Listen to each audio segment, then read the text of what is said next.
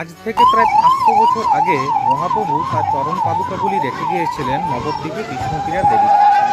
আজও সেই চরণ পাদুকাগুলি পূজিত হয়ে আসছে নবদ্বীপ শহরে ধনেশ্বর মহাপ্রভুর মন্দির। সব থেকে প্রধান খবর এই যে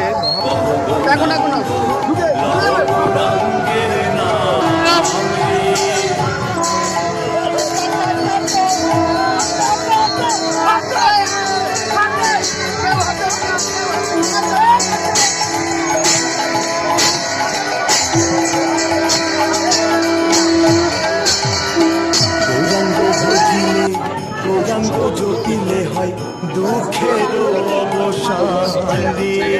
গৌরাঙ্গ ভজিলে গৌরাঙ্গ জপিলে দুঃখের অবসান রে।